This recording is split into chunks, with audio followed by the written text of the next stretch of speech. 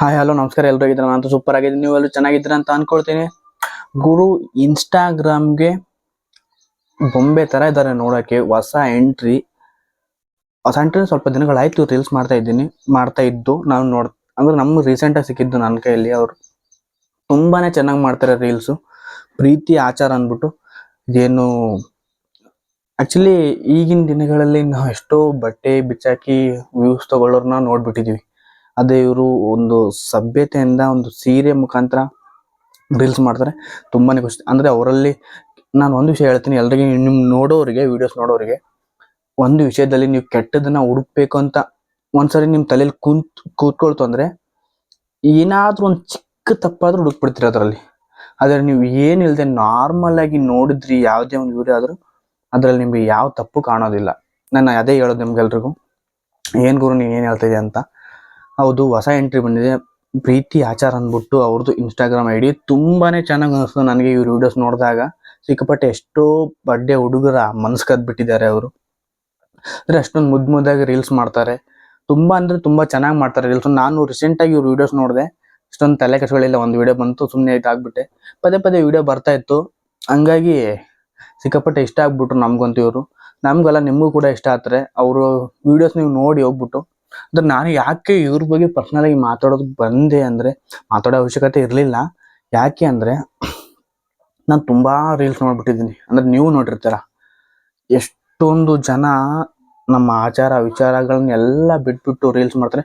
ಅಂದ್ರೆ ನೀ ಗುರು, ಹೌದು, ಇವ್ರಿಗಿನ್ನ ಅವ್ರು ಒಬ್ರು ಒಂದು ದೇವ್ರ ಸಾಂಗ್, ಭಕ್ತಿ ಸಾಂಗ್ಗಳಿಗೆ ವಿಡಿಯೋ ಮಾಡ್ತಿದ್ದೆ. ಅವ್ರ ಬಗ್ಗೆ ನೀನು ವಿಡಿಯೋ ಮಾಡಿಲ್ಲ ಅಂತ ಕೇಳ್ಬೋದು. ಖಂಡಿತವಾಗ್ಲೂ ಅವ್ರ ಬಗ್ಗೆನೂ ಮಾಡ್ಬೇಕು ನಾನು. ಆದ್ರೆ ಅವರು ವಿಡಿಯೋಸ್ನ ನೋಡಿ ತುಂಬಾನೇ ಚೆನ್ನಾಗಿ ಮಾಡ್ತಿದ್ರು. ಅವರು ಕೂಡ, ಅವರು ಬೇರೆ ಸ್ಟೇಟ್ನವರು, ಇವ್ರು ನಮ್ಮ ಕನ್ನಡ ರಾಜ್ಯದವರಾಗಿರೋದ್ರಿಂದ ತುಂಬಾ ಅಂದ್ರೆ ತುಂಬಾ ಚೆನ್ನಾಗಿ ರೀಲ್ಸ್ ಮಾಡ್ತಾರೆ. ಎಷ್ಟೋ ಜನ ನಾವು ನೋಡ್ಬಿಟ್ಟಿದೀವಿ.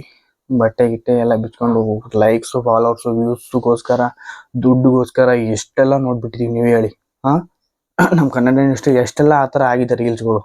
ಸಿಕ್ಕಾಪಟ್ಟೆ ಯಾವ್ದು ನೋಡಿದ್ರು ಈ ಲಿಂಕ್ ಡಿಸ್ಕ್ರಿಪ್ಷನ್ ಅಲ್ಲಿ ಇದೆ, ಲಿಂಕ್ ನನ್ನ ಹತ್ರ ಇದೆ ಅಂತ ಟ್ರೋಲ್ ಪೇಜಸ್ ಅವ್ರು ಇವರು ಅಂತ ಬೇಕಾದಷ್ಟು ಜನ ವಿಡಿಯೋಸ್ ಮಾಡ್ತಾ ಇರ್ತಾರೆ. ಅಂತ ಜಗತ್ತಲ್ಲಿ ಇದ್ದೀವಿ ನಾವೀಗ.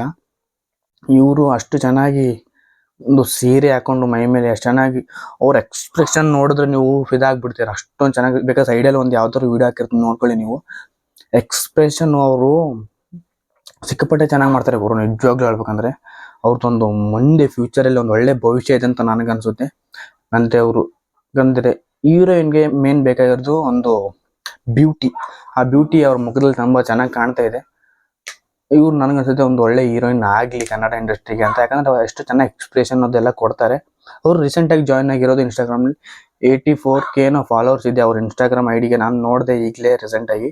ಖುಷಿ ಅನಿಸ್ತು. ಒಂಥರ ಟ್ರೆಡಿಷನಲ್ ಬಟ್ಟೆಯಲ್ಲಿ ಮಾಡ್ತಾ ಇದ್ದಾರೆ. ಅಂದ್ರೆ ನಮ್ಮ ಇಂಡಿಯನ್ ಗೊತ್ತಲ್ಲ ನಿಮಗೆ, ಸಂಪ್ರದಾಯದ ಬಟ್ಟೆ ಅಂದ್ರೆ ಸೀರೆ, ಹೆಣ್ಮಕ್ಳಿಗೆ ಅಂದವಾಗಿ ಕಾಣೋದು. ಅದಕ್ಕೆ ಬಿಟ್ಟರೆ ಯಾವ ಬಟ್ಟೆನೂ ಚೆನ್ನಾಗಿ ಕಾಣಲ್ಲ. ಆದರೂ ಅವ್ರವ್ರ ಇಷ್ಟ ಪ್ರಕಾರ ಹಾಕೊಳ್ತಾರೆ.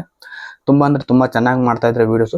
ಈ ತರ ವಿಡಿಯೋಸ್ ಮಾಡೋರಿಗೆ ನೀವು ಎಲ್ಲರೂ ಸಪೋರ್ಟ್ ಮಾಡಿ ಅಂತ ಹೇಳ್ಕೊಳ್ತೀನಿ. ಯಾಕೆ ಮಾತಾಡ್ಬೇಕಂದ್ರೆ ಅದೇ ಒಂದು ಮೇನ್ ಥಾಟ್ ನನ್ನ ತಲೆಯಲ್ಲಿರೋದು ಅದೇ.